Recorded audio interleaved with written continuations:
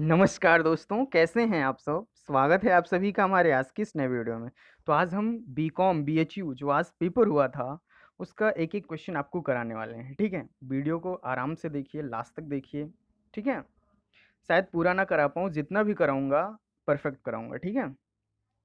तो चलिए शुरू करते हैं और मेरी तारीफ़ करूँ, बहुत सारे चैनल्स जो हैं आज क्या होता है ना, कौन कितनी जल्दी आंसर की अपना बना के आपको दिखा दे, ठीक है? बहुत सारा कंपटीशन होता है और फिलहाल जितने भी चैनल्स प्रिपरेशन कराने वाले थे सब फेल हो गए, ठीक है? सब घिसे-पिटे क्वेश्चंस वही बुक वाले कराने वाले हैं, ठीक है? तो बुक्स के क्वेश्चन तो आते नहीं फिलहाल, कितना बुक का आया आप कमेंट सेक्शन में बता सकते हैं। और इलाहाबाद वालों के लिए मैं बता दे रहा हूँ, इसीलिए मैं बुक से ज़्यादा क्वेश्चन नहीं ले आता हूँ, ठीक है? और प्रिपरेशन वाली बुक से तो बिल्कुल भी नहीं, ठीक है? क्वेश्चन वही होता है, बस पूछने का तरीका थोड़ा अलग हो जाता है, ठीक है? तो चलिए देखते हैं पहले। तो क्वेश्चन पेपर में पूरे 150 क्वेश्चन थे 450 नंबर के। अभी मैं बताऊँगा आपको कितने आंसर आपको करने चाहिए थे, कितने आपने किए हैं, आप कमेंट सेक्शन में शेयर कर सकते हैं। मैं बता दूँगा कि आपका होने वाला है कि नहीं होने वाला है। तो पहला क्वेश्चन देखते हैं। इन इंडिया इलाहाबाद वाले ठीक से प्रिपरेशन कर रहे हैं, कुछ नहीं वो सब हो जाएगा, डोंट वरी, मैं हूँ ना।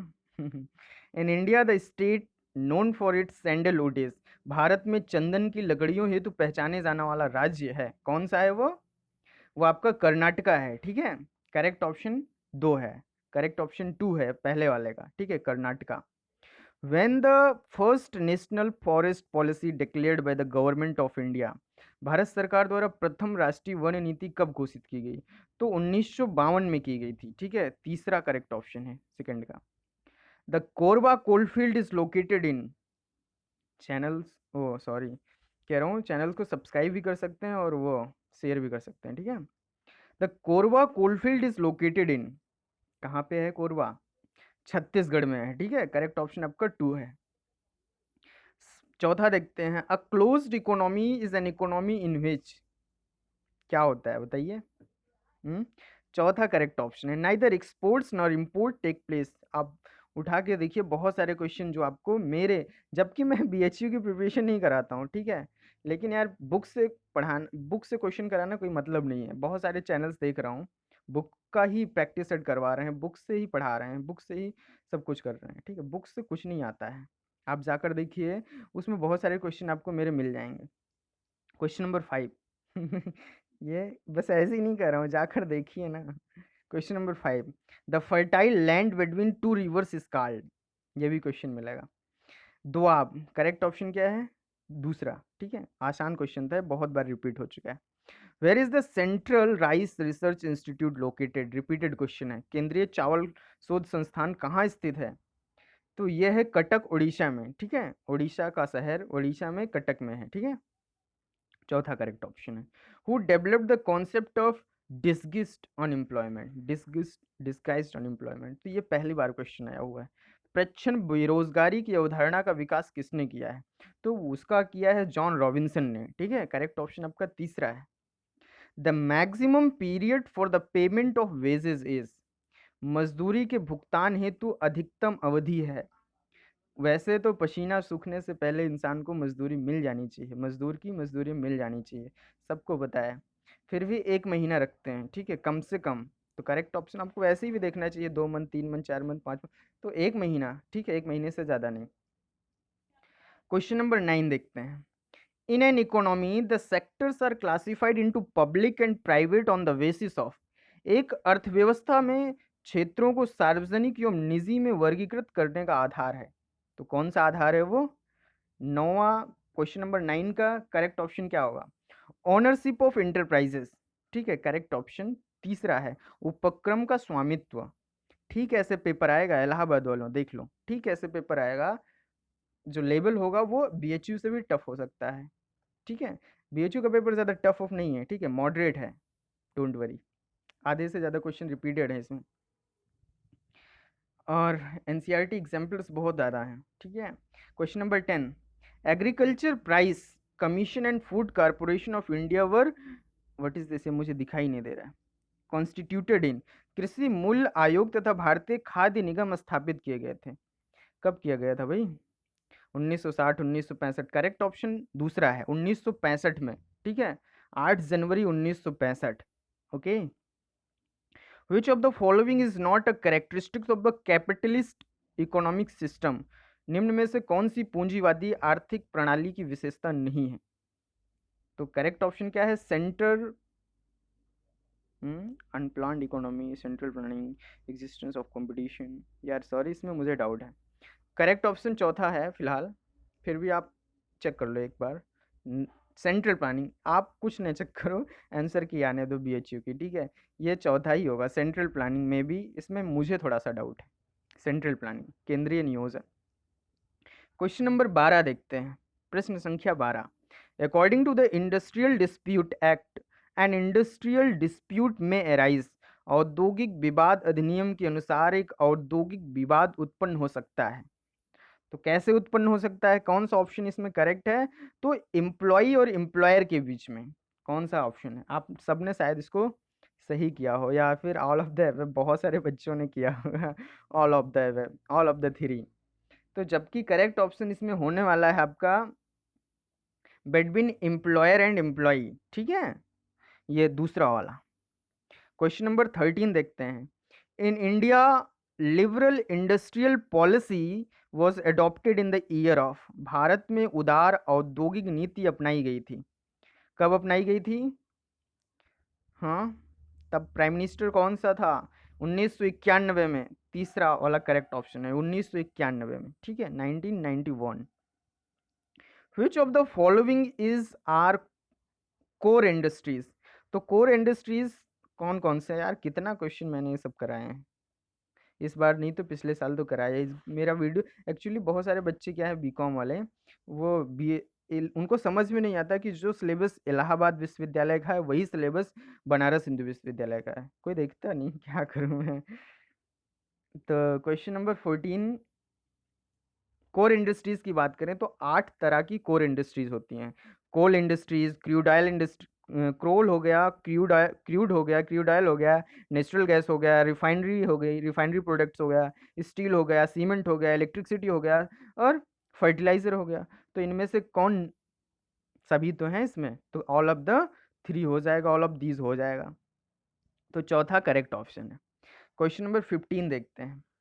The major provisions for employ welfare are contained in, तो वो आपका है, इसमें आराम से देख लिए, नन ऑफ द थ्री होना नहीं है। The factories act 1948, correct option आपका पहला वाला है, ठीक है, the factories act 1948। Question number 16 देखते हैं। With reference to significance of planning, which from the following is not at all correct, नियोजन के महत्व के संदर्भ में निम्नलिखित में से कौन सा बिल्कुल सही नहीं है? बिल्कुल सही नहीं है। तो 16 यार, elimination of risk, minimisation of wastage, check on history, यार ये बिल्कुल सही नहीं है, मुझे भी बिल्कुल पता नहीं है। Sorry. Question number 17। In the planning process, follow up is, follow up क्या होता है? सबको पता होना चाहिए था।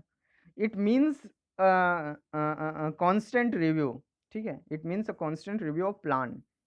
तो first step, second step, last step, इसका कोई मतलब है नहीं, तो नन ऑफ दीज होगा करेक्ट ऑप्शन, ठीक है, चौथा।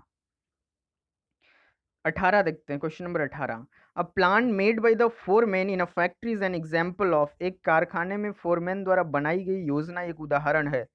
कौन सी ये हो सकती है? करेक्ट ऑप्शन 3 हो सकती है, मतलब होगी टॉप लेवल प्लान की, ठीक है, top level plan, correct option 3 है। कुछ क्या होते हैं, दोनों ऑप्शन करेक्ट होते हैं, तो वो BHU डिसाइड करेगा कि आपको किस में नंबर दिया जाए। बहुत बार दोनों में आपने किया है तो दोनों में नंबर मिल जाता है, अगर क्वेश्चन ही गलत है तो आपको एक्स्ट्रा मार्क्स मिलते हैं उसके। क्वेश्चन नंबर 19, प्लानिंग क्या है? प्लानिंग प्लानिंग क्या है? नियोजन क्या होती है?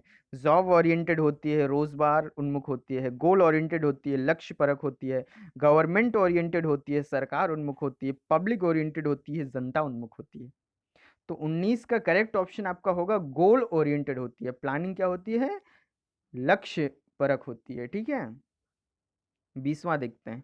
When the word organization is used as verb, it means जब संगठन शब्द का प्रयोग क्रिया के रूप में किया जाता है, इसका अभिप्राय होता है, क्या होता है, क्या होता है, फंक्शन हो जाता है, ठीक है, कार्य हो जाता है।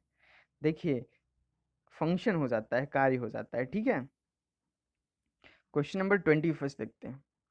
टेक अवे और factors, this is from NCERT, ठीक है। वैसे तो स्टेटमेंट का क्वेश्चन है, कहीं भी हो इससे मतलब नहीं है, लेकिन एनसीईआरटी में दिया गया है साफ साफ, ठीक है। इस बार जो सीबीएसई ने वो बनाया था, उसमें भी ऑफिशियल उसके उसमें था, ठीक है। Take away our factories, take away our trade, our avenues of transportation, our money, leave nothing but our organisation, and in 4 years we shall have re-established ourselves. This statement is of Andrew Carnegie, ठीक है। Correct option 4 है, Andrew Carnegie का है, okay. हमारे कारखाने ले जाओ, हमारा व्यापार ले जाओ, परिवहन के साधन ले जाओ, धन ले जाओ, हमारे पास कुछ न छोड़ो, किंतु हमारा संगठन छोड़ दो, और 4 वर्ष में हम अपने को पुनः स्थापित कर लेंगे। यह कथन किसका था? एंड्रयू कार्नेगी जी का था, ठीक है। मजे लोग सिर्फ। क्वेश्चन नंबर 22, इनफॉर्मल, इलाहाबाद वाले सुधर जाओ, ठीक है। इलाहाबाद विश्वविद्यालय आना है, ऑक्सफोर्ड ऑफिस आना है, लग जाओ, जुट जाओ। आप लोग यार, मैं वीडियो ना बनाऊँ तो थोड़ा फोर्स किया करो, वीडियो बनाओ, वीडियो बनाओ, थोड़ा जुटोगे तभी मज़ा आएगा। बुक्स जो आप डी कुमार और आर्यहंत और ये वो फलाना ढिमाका ये पढ़ रहे हैं ना, इसका कुछ भी आने वाने वाला नहीं है। आ भी गया तो 2%, 3%। इसलिए मैं बुक को बिल्कुल, मैंने आज तक डी कुमार आर्यहंत का क्वेश्चन कराया हो तो बताओ, बोलो कराया है? अदर चैनल्स को देख लो, सब करा रहे हैं। डी कुमार का प्रैक्टिस सेट करा रहे हैं, इसका प्रैक्टिस सेट करा रहे हैं, उसका भाई बुक का कुछ आता नहीं है तो क्या कराने से फ़ायदा है, ठीक है। और वो भी 2 कौड़ी की बुक्स कराना है, थोड़ी स्टैंडर्ड बुक्स का कराओ ना। इनफॉर्मल इसलिए उसमें टाइम वेस्ट ना करके कुछ एक्स्ट्रा पढ़ो, गूगल से पढ़ो, गूगल करो वगैरह वगैरह, एनसीईआरटी ज़्यादा पढ़ो। इनफॉर्मल ऑर्गेनाइजेशन प्रमोशन इज, औपचारिक संगठन में पदोन्नति होती है, और मेरे वीडियोस तो देखो ही देखो, ठीक है। औपचारिक संगठन में पदोन्नति होती है, तो कौन सा है उसमें? From top to bottom, from bottom to top. देखो, अगर बीएचयू वाले गुस्सा कर रहे हैं ना, तो करिए भाई, क्योंकि मैं जो है डेडिकेटेड टू इलाहाबाद विश्वविद्यालय हूँ, मैं उनकी प्रिपरेशन करा रहा हूँ, ठीक है। मैं आंसर धीरे बताऊंगा, तेज बताऊंगा, ये मेरा मैटर है। ठीक है, आप लोग अगर जल्दी में हैं तो जा सकते हैं, सॉरी। इनफॉर्मल ऑर्गेनाइजेशन प्रमोशन इस, औपचारिक संगठन में पदोन्नति होती है, क्या होती है? फ्रॉम टॉप टू बॉटम, उच्चतम से नीचे की ओर, फ्रॉम बॉटम टू टॉप, नीचे से उच्चतम की ओर, फ्रॉम मिडल टू, यार प्रमोशन कैसे होता है? नीचे से ऊपर ही तो होता है, फ्रॉम बॉटम टू टॉप होता है। करेक्ट ऑप्शन 2 है, कॉमन सेंस वाली बात है। क्वेश्चन नंबर 23 देखते हैं। Which from the following is not a feature of formal organisations, निम्नलिखित में से कौन सी औपचारिक संगठन की विशेषता नहीं है, ठीक है। तो औपचारिक संगठन की बात करें तो उसमें क्या क्या होता है, बोलिए क्या क्या होता है? स्ट्रिक्ट रूल होते हैं, डिफाइंड स्ट्रक्चर होता है, स्ट्रिक्ट डिसिप्लिन होता है, बहुत सारी चीज़ें होती हैं। तो करेक्ट ऑप्शन 3 है, बॉर्न स्पॉन्टेनियसली, स्वतः उत्पन्न। ये नहीं होता है। 24 देखते हैं। Which from the following is not an element of direction, निम्नलिखित में से कौन सा निर्देशन का तत्व नहीं है? Guidance, responsibility, order, supervision. तो देखिए, डायरेक्शन के एलिमेंट की बात करें, एलिमेंट ऑफ डायरेक्शन की बात करें, तो उस डायरेक्शन के शायद और शायद, क्योंकि मैं बीकॉम का स्टूडेंट नहीं हूँ, ठीक है, मैं बीकॉम का स्टूडेंट नहीं हूँ, तो 7 एलिमेंट होते हैं डायरेक्शन के, ठीक है। तो कौन कौन से होते हैं आपको पता होना चाहिए। गाइडेंस होता है, मोटिवेशन होता है, ऑर्डर होता है, सुपरविजन होता है, और क्या होता है? बहुत सारी चीज़ें होती हैं, रिस्पॉन्सिबिलिटी नहीं होती, ठीक है। डायरेक्शन का एलिमेंट रिस्पॉन्सिबिलिटी नहीं है, उत्तरदायित्व तो नहीं है, तो तीसरा जो है आपका करेक्ट हो गया। which with reference to external coordination find out the odd from the following: investor, customer, employees, security, society। तो सोसाइटी आपका बिल्कुल अलग है, समाज, ठीक है। तो 25 क्वेश्चन हो गए। इलाहाबाद वालों, इलाहाबाद आने वालों और कराऊं? कमेंट सेक्शन में बताओगे तो कल फिर कराता हूँ, कल या अभी शाम तक, ठीक है। और बाकी आप इंस्टाग्राम पर विजिट करिए, वहाँ पर मैंने सारा अभी थोड़ी देर में या कुछ देर में अपलोड कर दूंगा बाकायदा, जैसे बीएचयू की ऑफिशियल आंसर की होती है, फर्स्ट का दिस, सेकंड का दिस, थर्ड का दिस, वैसे करके ठीक है, लगा दूंगा स्टोरी पे, आप लोग मैच कर लेना। और कोई डाउट हो तो कमेंट सेक्शन पे बोल सकते हैं, डिस्क्रिप्शन बॉक्स में लिंक होगा, वहाँ क्वेरी कर सकते हैं। और अच्छे से पढ़िए भाई, इलाहाबाद वालों, अच्छे से पढ़िए, आना है ना इलाहाबाद तो पक्का अच्छे से पढ़िए। जो भी डाउट हो मुझसे हेल्प ले सकते हैं, व्हाट्सअप, पीडीएफ, दुनियादारी जो भी है, मन लगा के पढ़िए, कैंपस में आइए, ठीक है। तो चलिए मिलते हैं नेक्स्ट वीडियो में, ख्याल रखिए, और यार फोर्स जरूर करिएगा, क्योंकि मैं ही हूँ जो सब कुछ देख रहा हूँ, बीए एलएलबी का भी देख रहा हूँ, बीए का भी देख रहा हूँ, बीकॉम का भी देख रहा हूँ, बीएससी का भी देख रहा हूँ, बीएससी होम साइंस भी देख रहा हूँ, बीएससी मैथ भी देख रहा हूँ, बीएससी बायो भी देख रहा हूँ। ऐसा कोई कोर्स नहीं है इलाहाबाद विश्वविद्यालय का जो मैं देख रहा हूँ, ठीक है, जो ना देख रहा हूँ। तो प्लीज़ फोर्स करेंगे तभी हो पाएगा। कमेंट थोड़ा अच्छे किया करिए। मिलते हैं नेक्स्ट वीडियो में, ख्याल रखिए और मज़े से पढ़िए लिखिए, ठीक है, टेंशन मत लीजिए। जैसा हो गया तो सो हो गया, अभी अपना ऑक्सफोर्ड और फीस्ट है, बीएचयू से लाख गुना अच्छा है यार। चलो आओ।